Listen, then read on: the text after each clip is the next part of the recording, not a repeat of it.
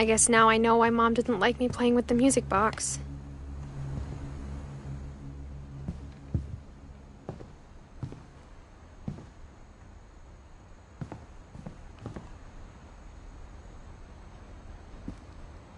It's funny. All those times I played with the music box and never found the basement key.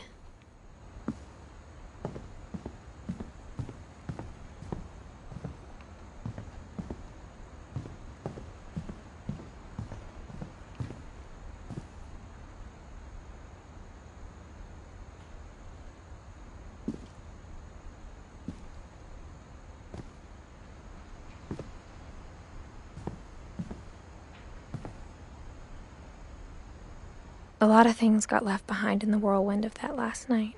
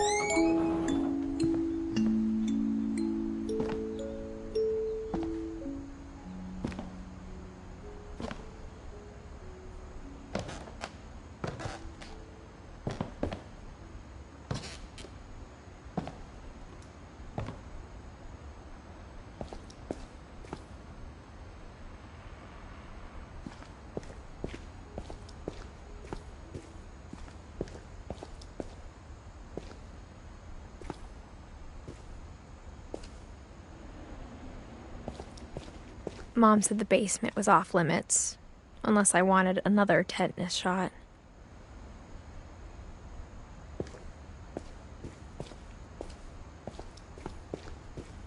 I saw Edie sneak down to the basement once, carrying packages.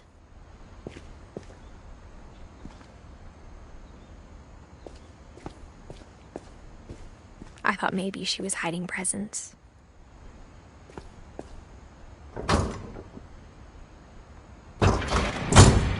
It turned out she was hiding a lot more than that.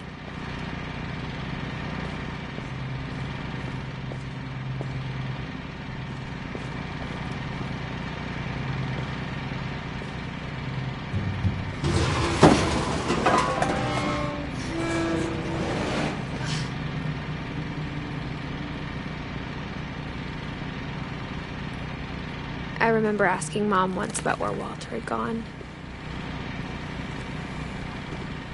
She said after Barbara died, he got as far away as he could. If there's a pattern in all these stories, I think it's that none of us has gotten very far.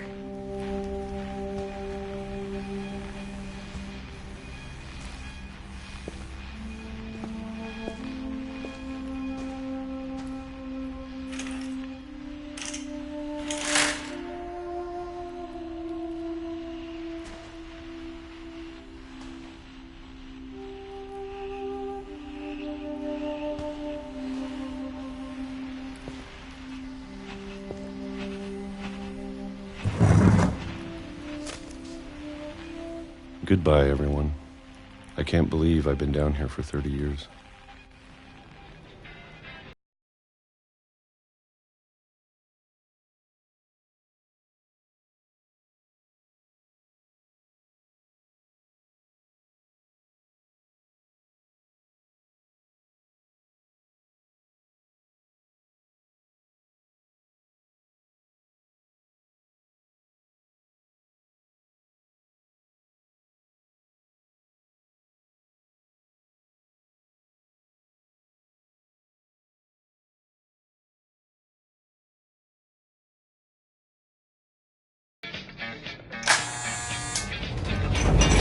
But if you wait long enough, you get used to anything.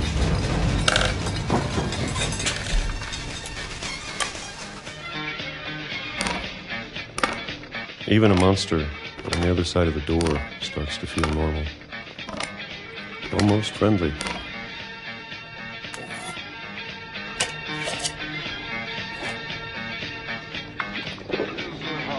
And then one day, everything just stopped.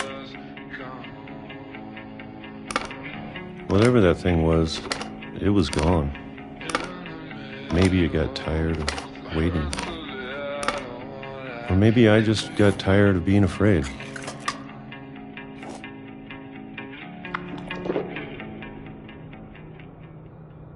It's been a week now, the longest in 30 years.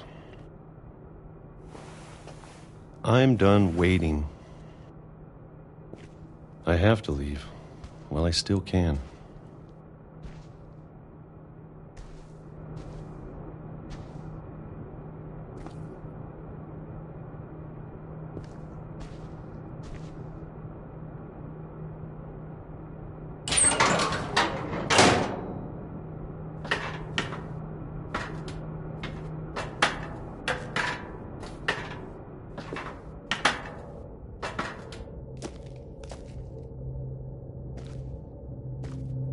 I know it's out there, somewhere.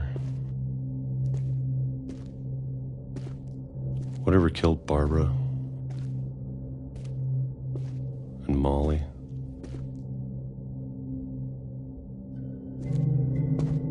and Calvin.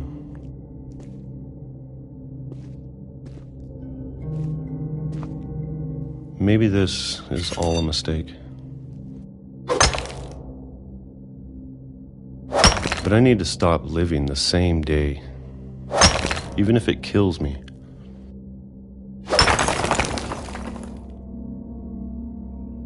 Whatever's out there, I want you to know I'm ready for it. I'm going to appreciate all of it, especially the food. I don't mind if I only have a year left, or a month, or a single week. I'd be happy with 1 more day. I can already imagine the sun on my face.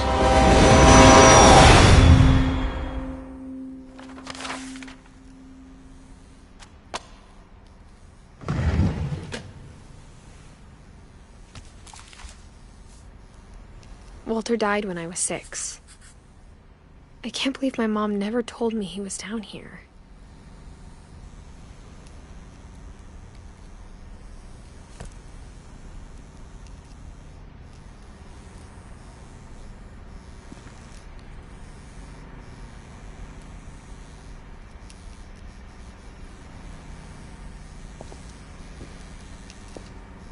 I'm sure my mom was trying to protect me.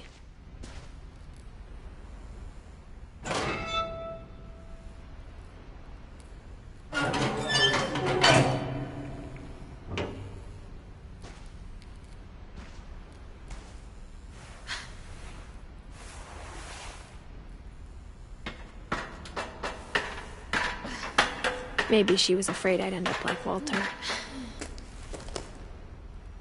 But if she never told me about an uncle under the house, I can only imagine what else she was hiding.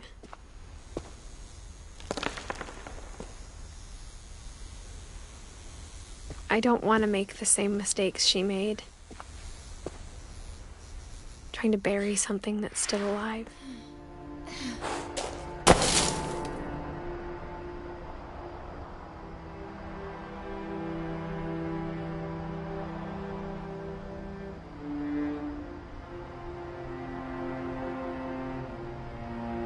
Now that there's only one of us left, or maybe 2,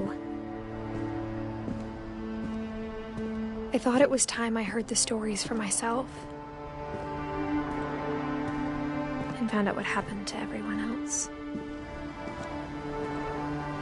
But now I'm worried the stories themselves might be the problem. Maybe we believed so much in a family curse, we made it real.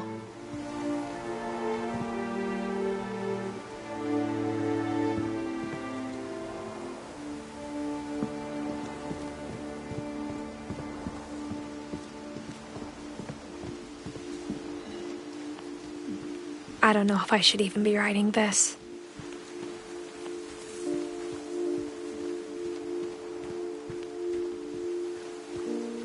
Maybe it'd be better if all this just died with me.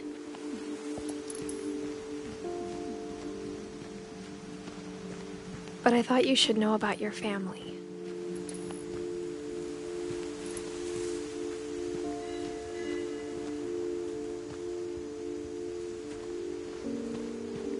And the history you're a part of.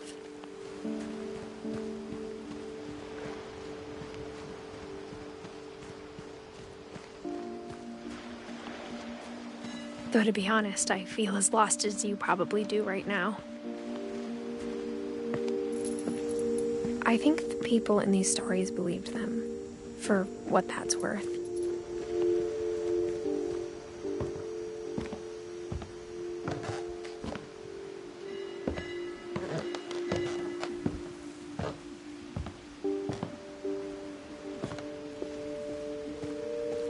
And when you look at the house, that history of imagination and stubbornness and madness, any of it seems possible.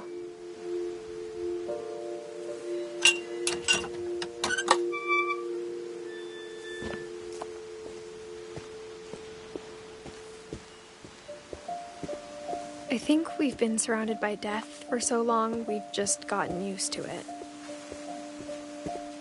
What kind of family finishes building a cemetery before starting the house?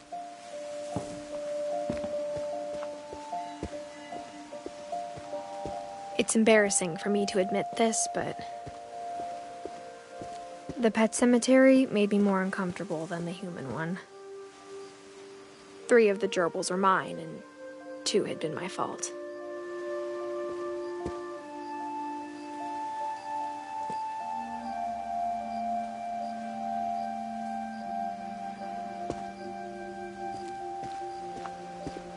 Sven built the house, but it was Edie who designed the cemetery.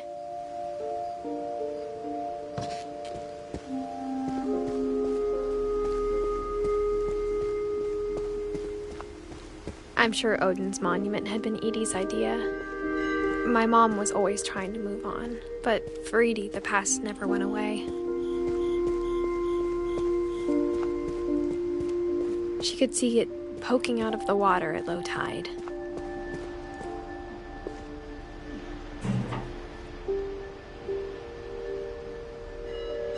Edie said she dreamed about the old house every night.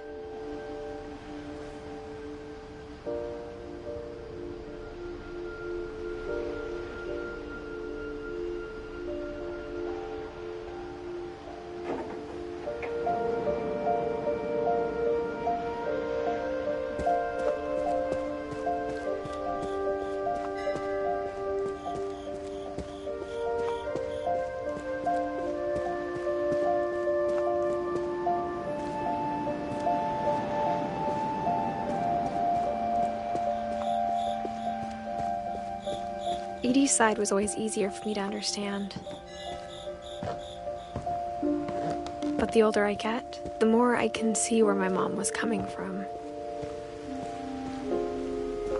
Her dad had been pretty strict, but it wasn't enough to save her brothers. She was just trying to do better.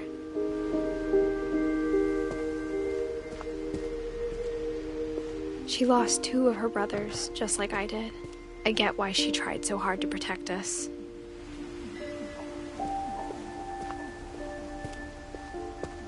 There's so many things I wish I could ask my mom now. Part of me thinks this is what she wanted all along. For me to come back someday and find everything out for myself.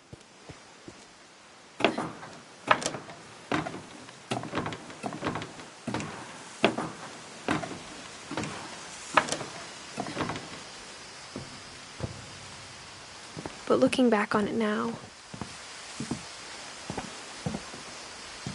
if she told me there was going to be so much climbing, I never would have come when I was 22 weeks pregnant.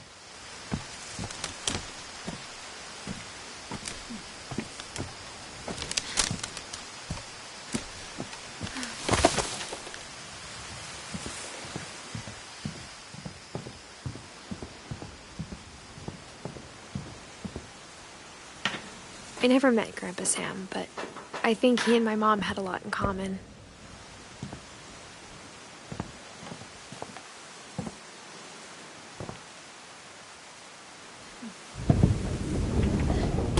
They were both pretty intense.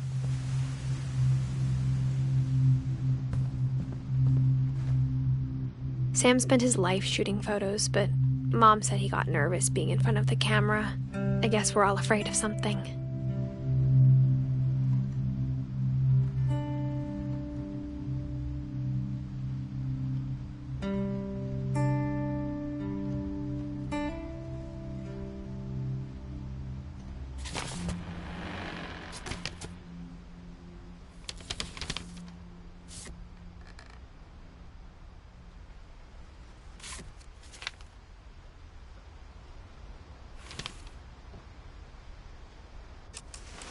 Dawn, I promise, you'll never forget this weekend.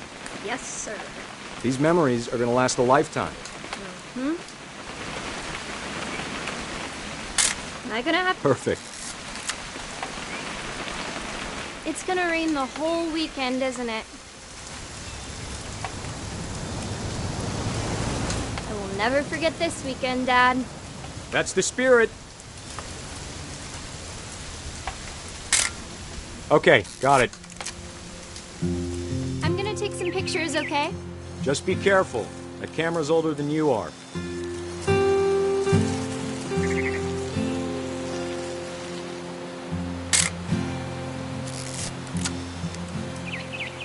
You're right, Dad. It's starting to clear up. Still freezing, though.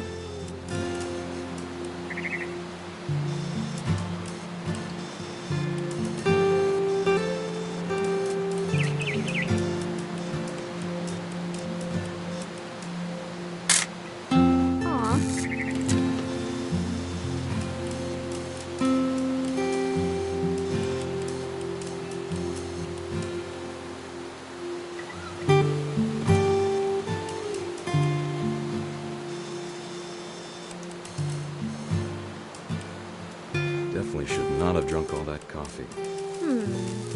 Hold still while I take a picture of you. I definitely won't be moving. Are you done yet? Does it sound like I'm done? Nothing quite like being outside. Hey! That's a keeper. I'm just saying, I'm not always gonna be here, Dawn. You'll need to remember this stuff, if you want to survive. I'll be fine, Dad. You know who else thought he was gonna be fine? Some guy who died. Dawn, I'm being serious. I know, Dad. You're always serious. Doesn't being out here make you want to chill out? Well, to tell you the truth, I haven't been out here in 20 years. Dawn, don't you think you could find something more interesting to photograph?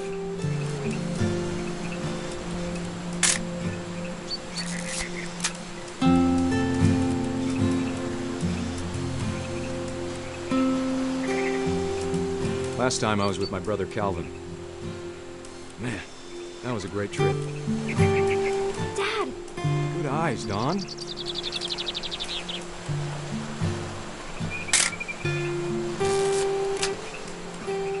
Before you take the shot, let me get a picture of you.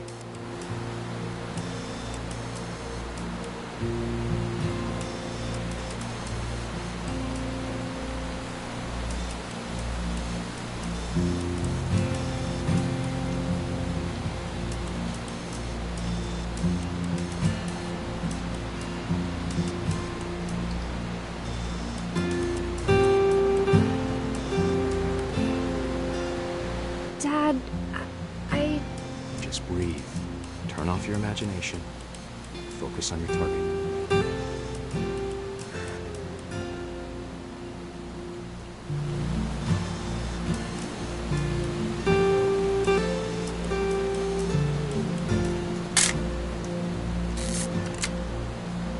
Let me get behind you. Do I have to do this? Dawn, you don't have to do anything. But if you want to survive, you'll need to be strong.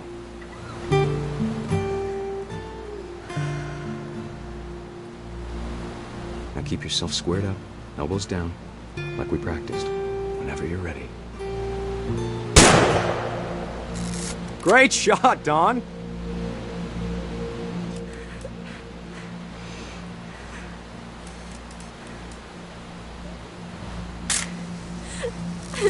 I'm proud of you, Dawn. Always remember that, okay?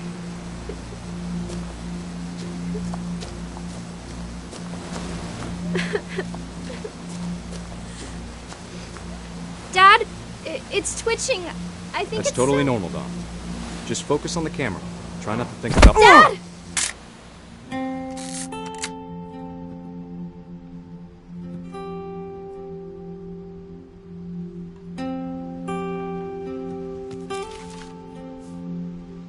Of all these stories, that's the one I wish most that my mom had told me.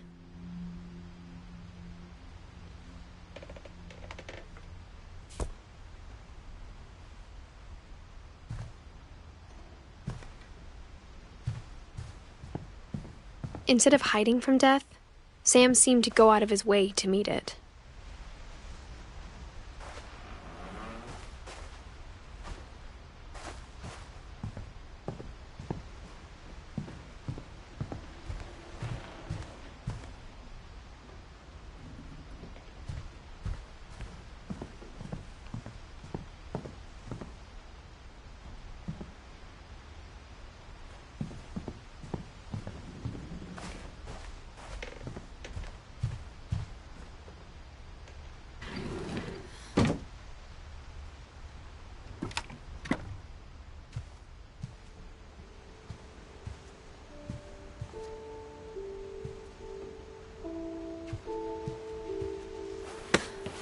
After Sam died, my mom and Edie got really close. They'd both lost a lot.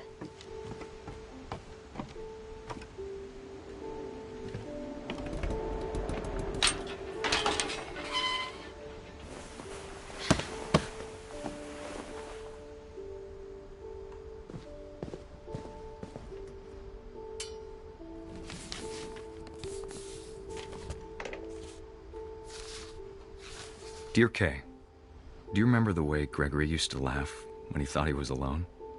Like something funny was happening, but only he could see it.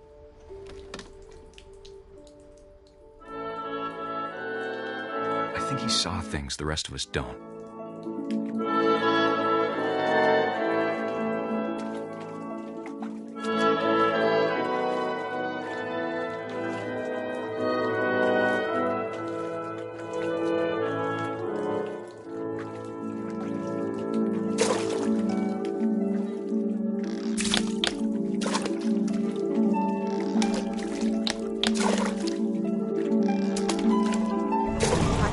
Gregory, it's time to...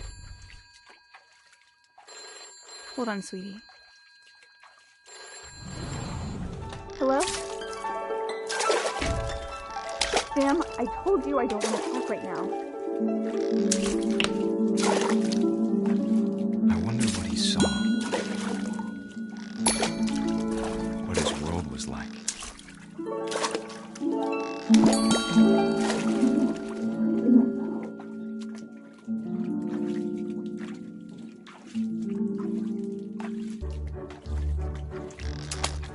Reminded me so much of Calvin.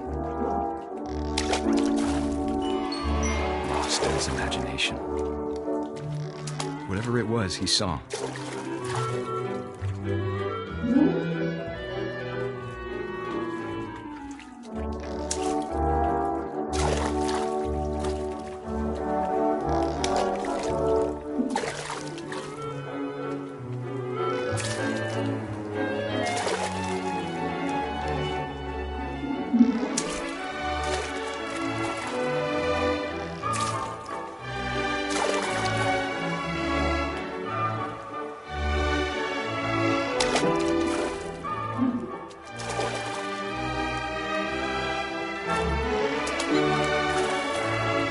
Sure made him happy.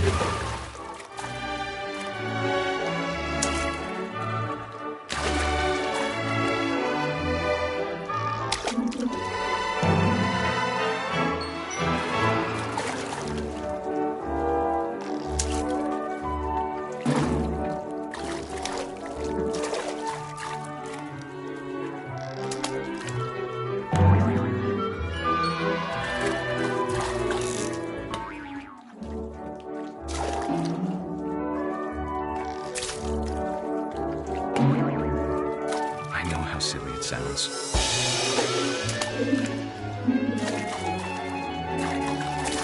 That I worried about a baby being too happy. But I could feel him slipping away. Sorry about that, Gregory. I know you did everything you could. Maybe if I hadn't called that night. Damn it. Hold on, I don't want Gregory to hear this.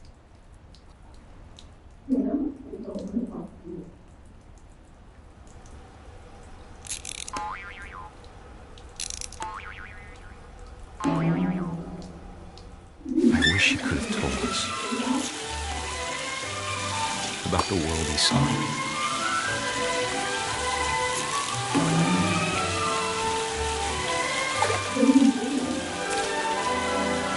There's so much I don't understand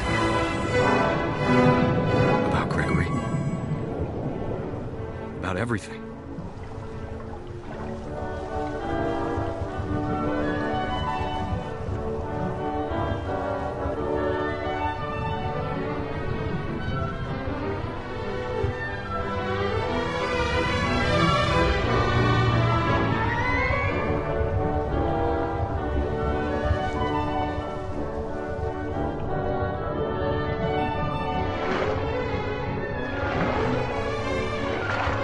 What happened wasn't your fault.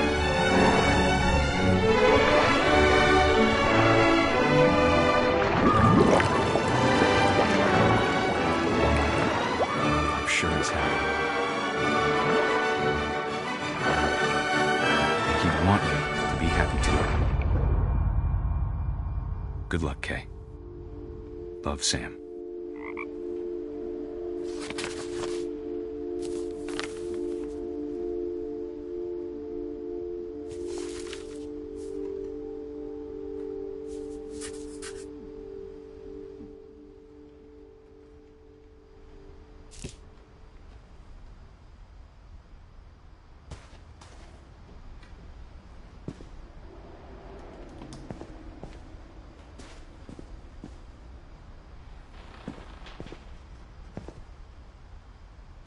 I can't imagine my mom ever writing poetry, and yet...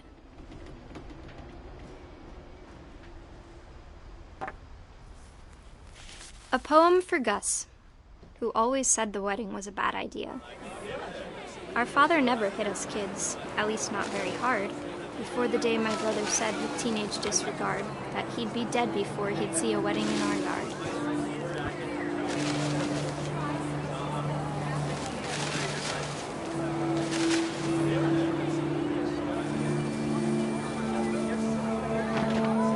My father made him come, of course, but Gus stood far apart, just flew his kite and bottled up the storm inside his heart.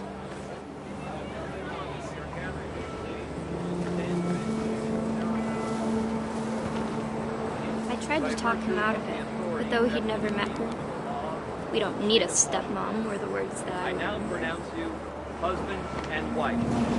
You may kiss the bride.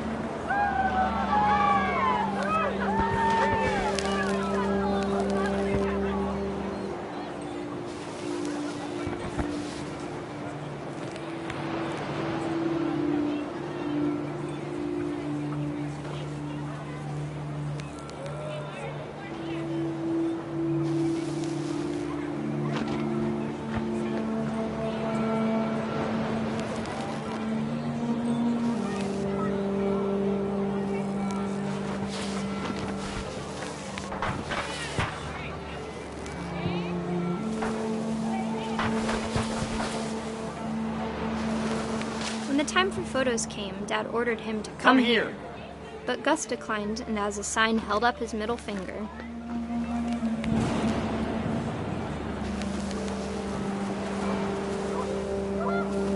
The wind picked up and panicked geese appeared and quickly went. But all the humans did that day was go inside the tent.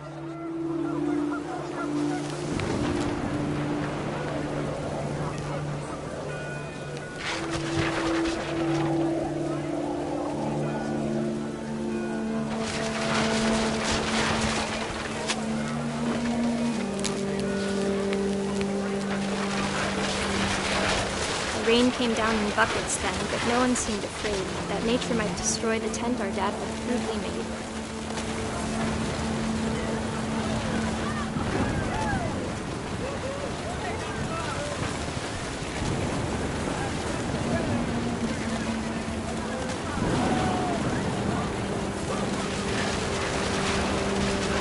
Thunder sounded much too close and full of angry power.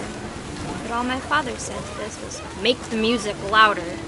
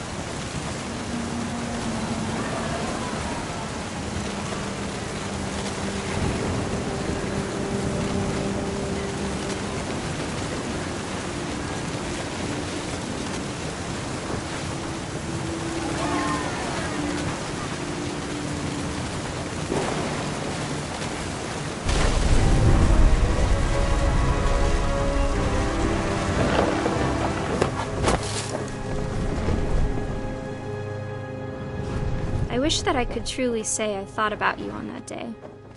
Out there on the beach alone, just you, the wind, the sea, and foam. But I didn't, until we found you.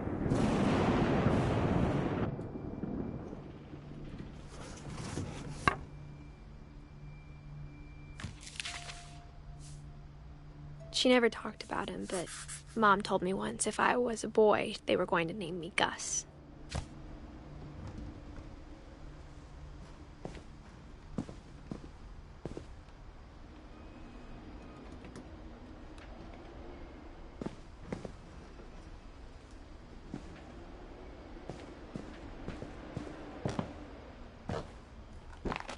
My mom moved up to the loft after her brothers died. At the time, it was as far away as she could get.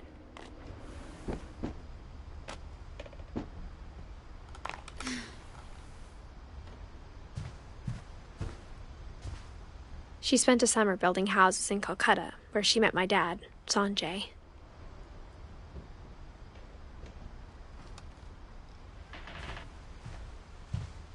Religion was another thing my mom never talked about, but I think it helped her a lot after her dad died.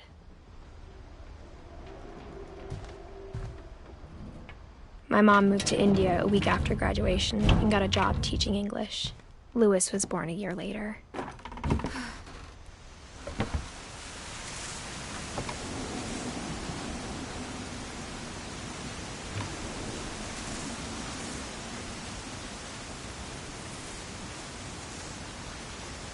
When my dad died, I don't think Mom knew where else to go.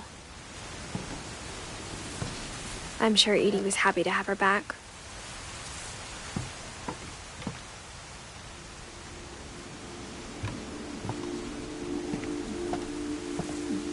The house had to get a little bigger, but Edie was used to that.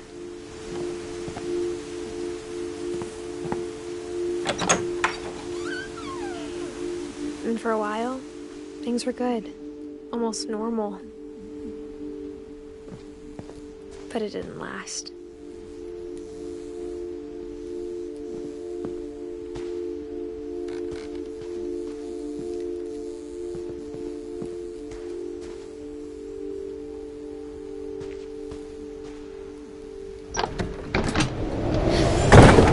The beginning of the end was Milton's 10th birthday, when Edie gave him a castle.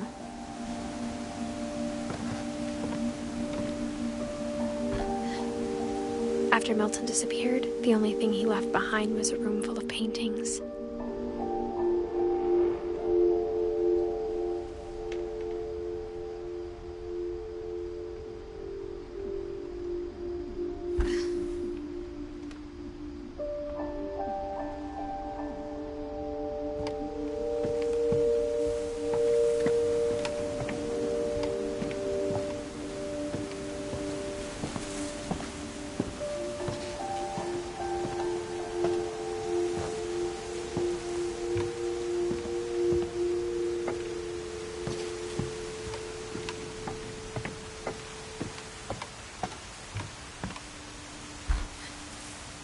Everyone always told me to stay out of Lewis's room. Except Lewis.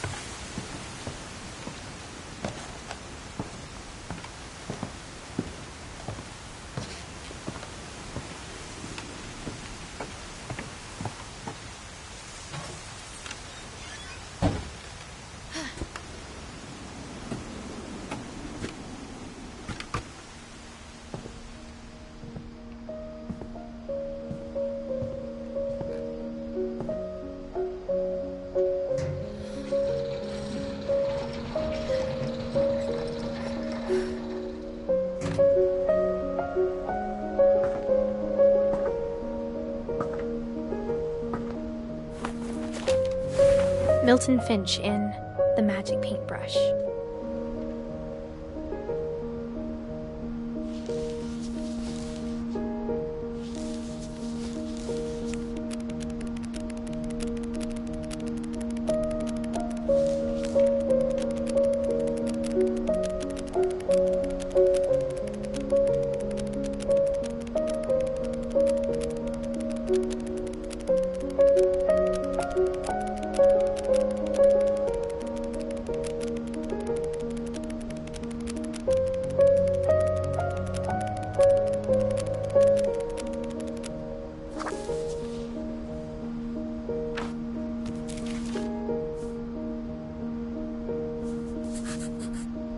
I was 4 when Milton disappeared.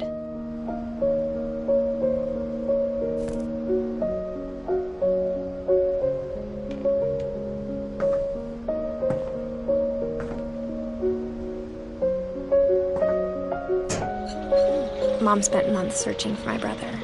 Then she sealed the doors.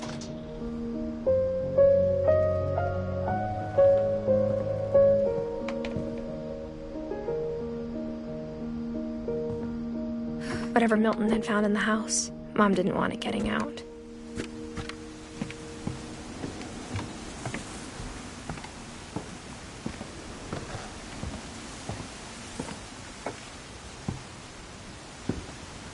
Mom definitely blamed Edie, but I think Lewis blamed himself.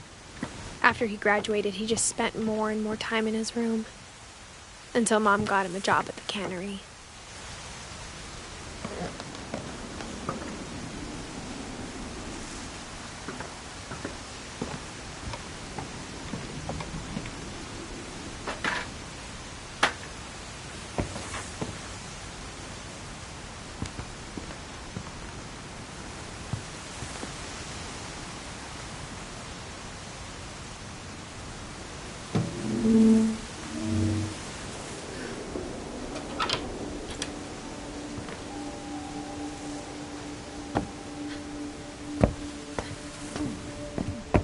Lewis's room smelled very, very familiar.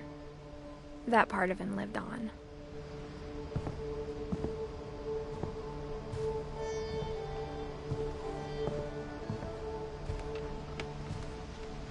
Lewis and I spent a lot of time playing games together, but he was surprisingly bad at them. He died a lot.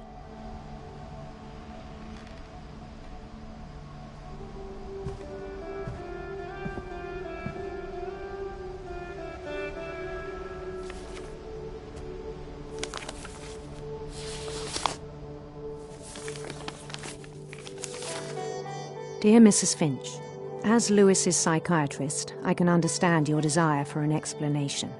As I see it, the trouble began in January, shortly after we convinced your son to seek treatment for substance abuse.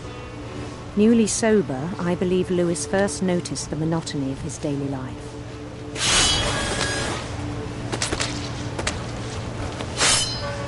He kept working at the cannery, but he withdrew part of himself. In our sessions, I saw the same behavior. His mind began to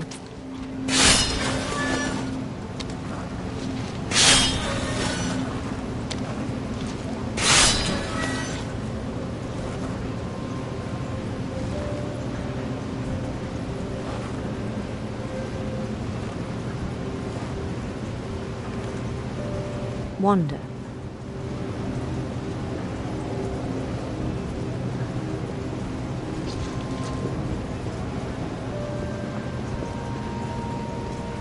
I asked him to describe it. He said he started small, imagining a labyrinth.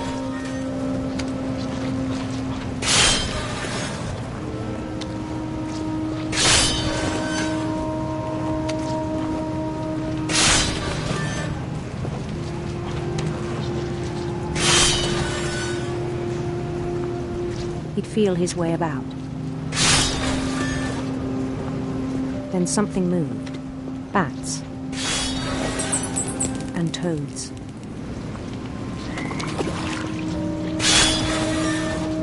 And things that have not names.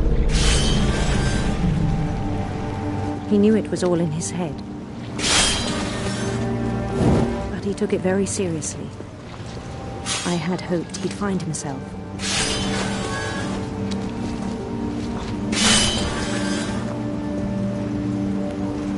But he found something more.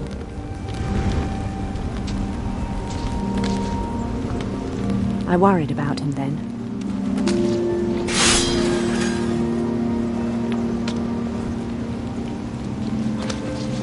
Daydreaming at the cannery, I spoke with his boss. But he said Lewis had become a model employee. Methodical, tireless, focused. Like a whole new Lewis. So I let him go on.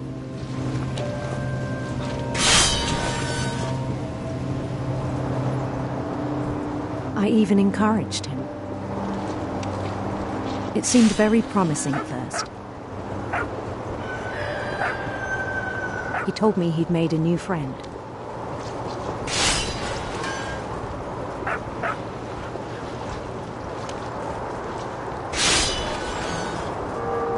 On the edge of a city he named Lewis Topia. He built the city up slowly, brick by brick. Then he made musicians.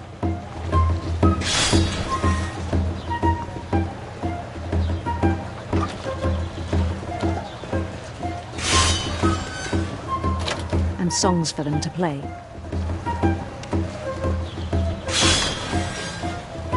Talked about starting a band.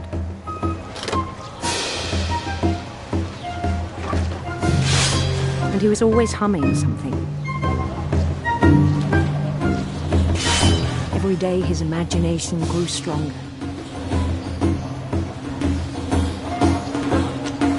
He no longer spoke at the cannery. But his chopping was as reliable as ever. Then one day it struck him. All the cheering crowds, even the stones under his feet, were all in his imagination, so he could do whatever he wished.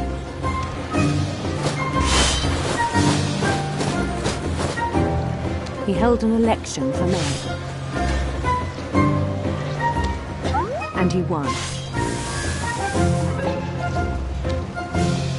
They begged him to stay, but his mind was already wandering. It became a game for him.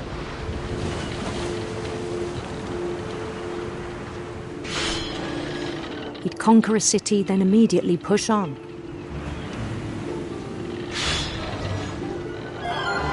New Louisville.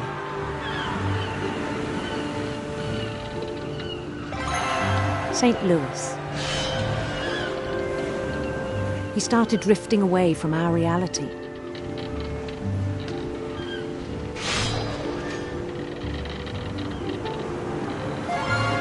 Minneapolis, until one day he forgot to go home from the cannery.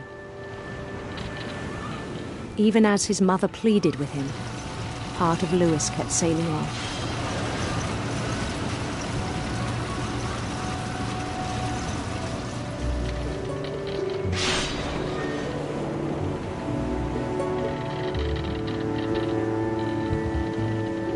In Lewisburg, he heard rumors of a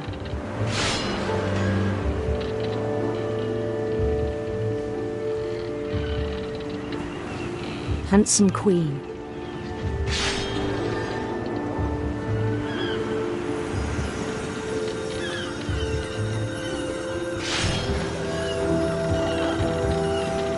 The queen was on her own quest for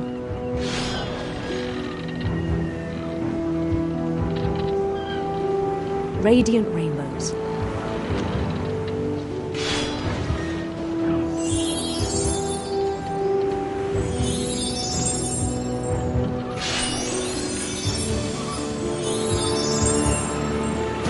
He followed the sound of her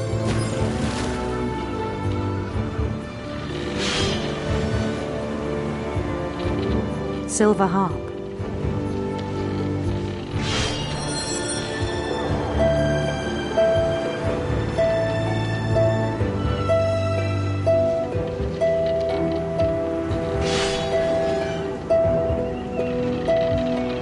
His chase led him to a golden palace east of the sun and west of the moon. Even then, his logic remained sound. He knew the world was all in his imagination.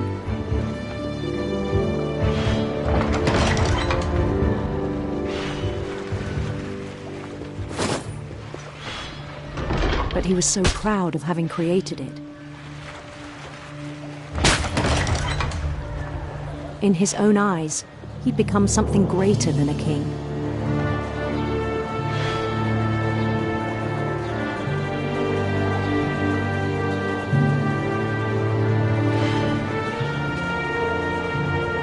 For someone who'd never known success in the real world, I think it was overwhelming. And then it struck him that the real Lewis was not the one chopping salmon, but the one climbing the steps of a golden palace.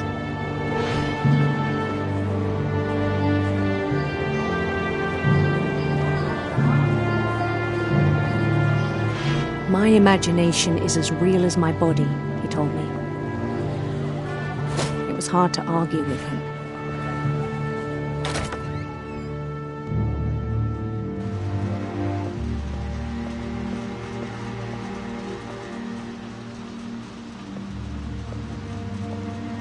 We began to forget the world we know.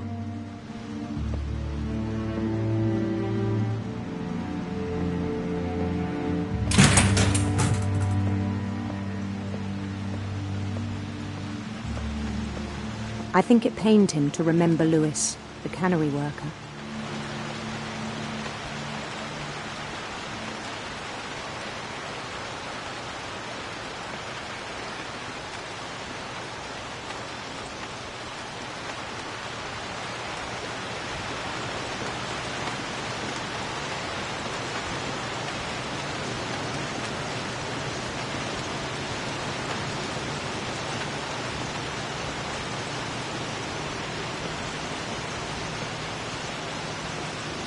He began to despise the man with a royal contempt.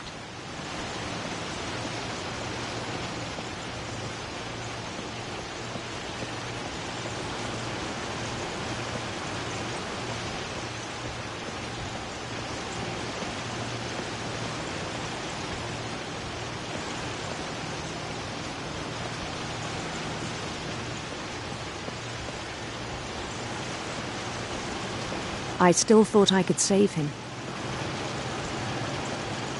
Even after he said he was being crowned king over all the lands of wonder. The palace would be packed with his companions.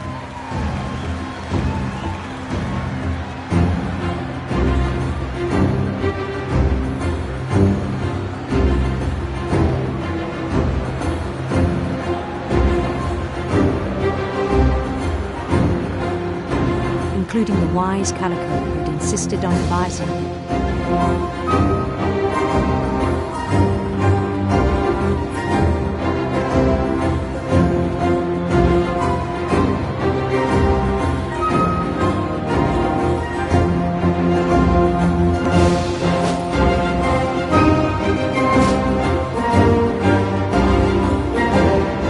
His queen waited, holding his crown.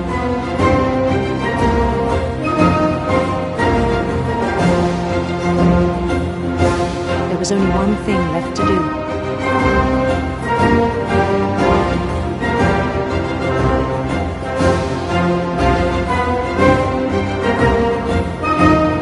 Bend down his head.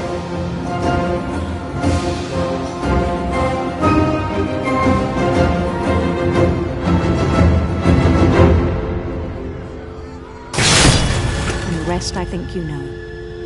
Mrs. Finch, your son was a kind man who will be missed by all of us who knew him.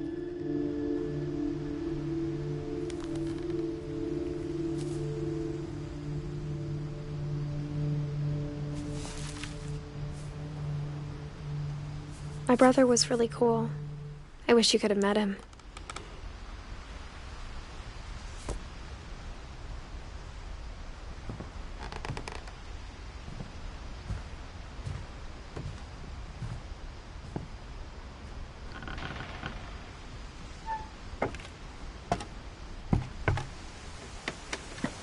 On the way back from Lewis's funeral, my mom told me to start packing.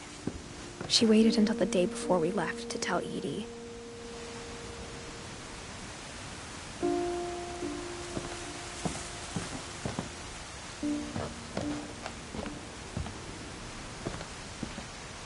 I'm not sure if she wanted to make it easier or harder.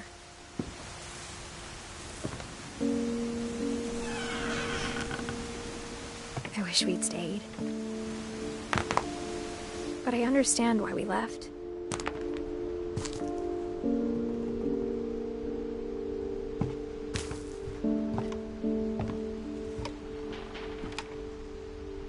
My mom ended up leaving everything behind.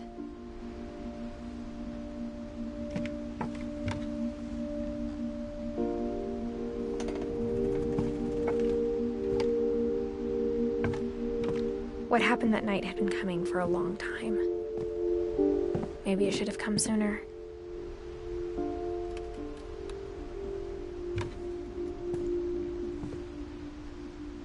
But it had to end one way or another. All that's left now is to tell you about that last night.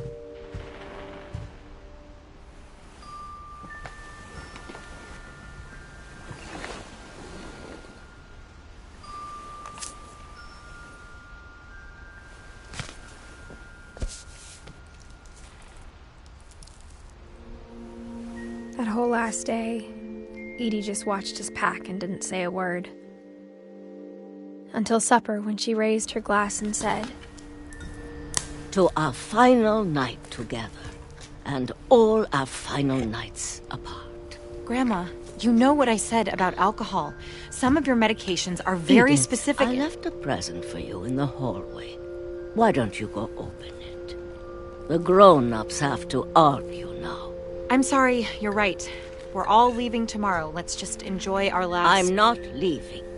Edith, you're excused.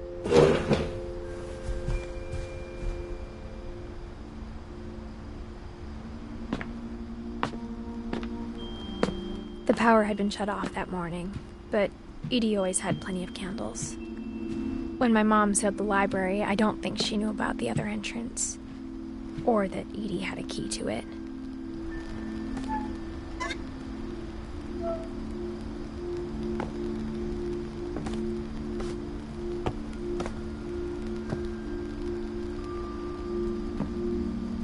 The thing you're afraid of isn't going to end when you leave the house. Edith has a right to know these stories. My children are dead because of your stories. I think it's best if Edith and I leave tonight. We'll have the nursing home send a van for you in the morning. Okay?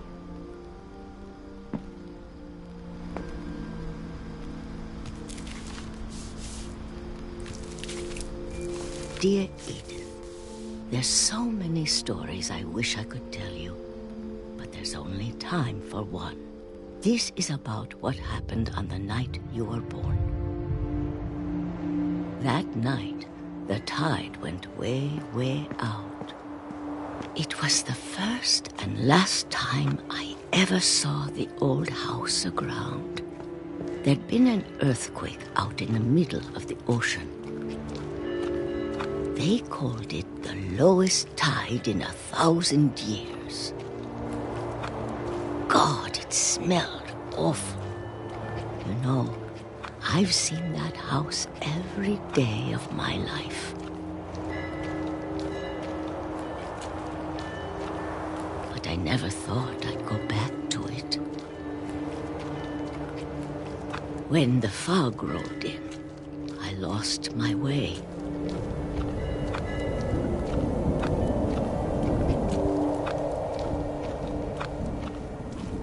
I got turned around.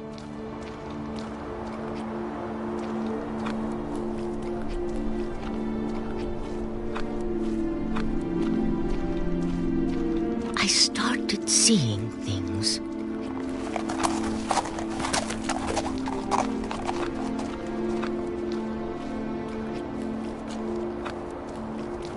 Things I'd forgotten had ever existed.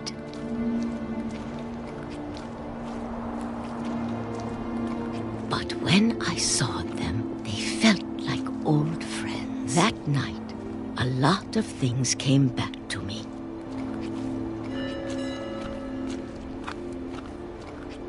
Or maybe I came back to them.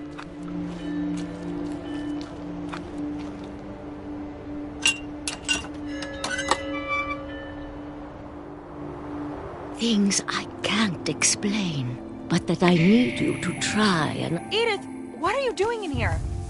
It's mine. Edith! Mom, you're gonna rip it! Let go! I kicked and screamed, but Mom dragged me to the car. I never saw Great-Grandma Edie again. The next morning, the van came to pick her up, but she was already gone. After that, we moved around a lot.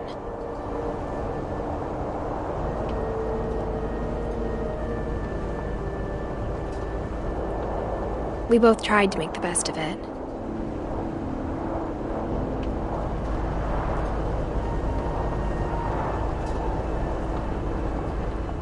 A few years went by.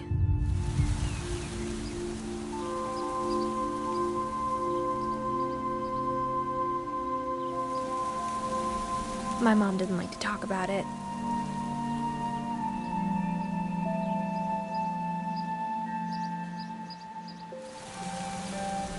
But she started getting sick a lot. The rest happened pretty quickly.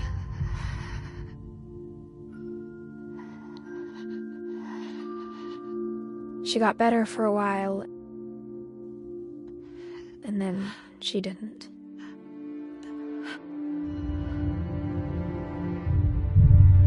And then I was alone.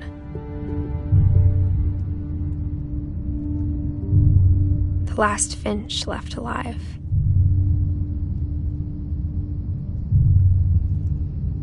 Until I found out about you. I'm still not sure what to tell you about all this. If we lived forever, maybe we'd have time to understand things. But as it is, I think the best we can do is try to open our eyes. And appreciate how strange and brief all of this is.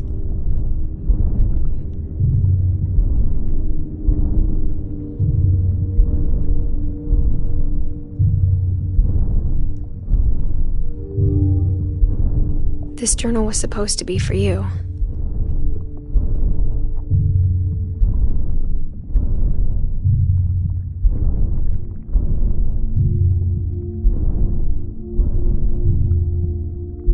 But now I hope you'll never see it. I just want to meet you and tell you all these stories myself. But I guess if you're reading this now, things didn't work out that way.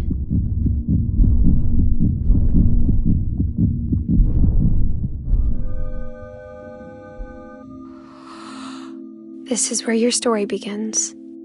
I'm sorry I won't be there to see it. It's a lot to ask, but I don't want you to be sad that I'm gone. I want you to be amazed that any of us ever had a chance to be here at all. Good luck.